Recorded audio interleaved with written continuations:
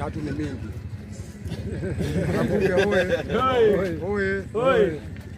Mimi naongea mambo machache sana, ni kama reminder.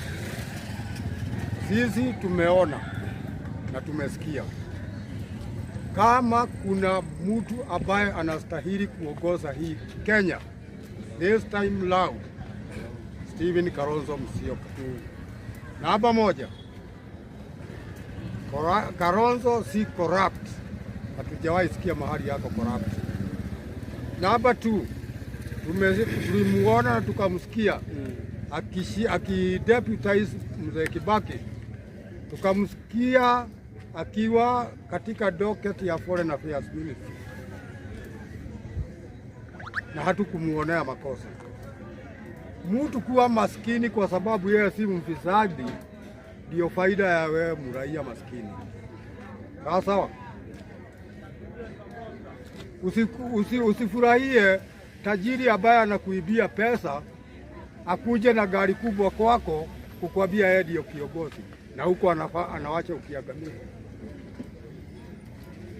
Hii government imetuchosha, na imetuchosha kwa sababu hakuna sekta hata moja, iwe ni hospitali hakuna madawa, iwe ni shule walimu wanagoma, iwe ni watoto hawaendi shule, wanaishi kila wakati na basari, na kodi huko tuwalipa kutoka unga ya mahindi mpaka chumvi ile unaweka chakula, tunalipa kodi. Hii pesa zinaishia wapi? Mifuko ya mtu. Wacha nikupeleke nyuma kidogo, ufikirie mambo ya SHA ambayo ni binu ya serikali. SHA walipa shilingi 500 kwa mwezi, sawa sawa. Ukienda hospitali kutibiwa na daktari anakwambia hajui SHA, lazima ununue dawa, na huko unashagia SHA.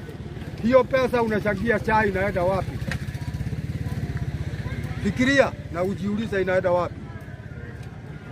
Country haiwezi ongozwa na wezi ikaweza kufaulu. What I would urge the government of the day, waanze kufanya research, go to other countries, uibe constitution yao vile inasema ufisadi wanapewa sentence gani.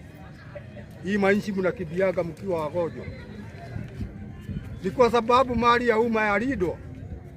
Singapore hiyo mnataja, sheria yao ni very strict, hakuna mtu anaweza chukua mali ya umma.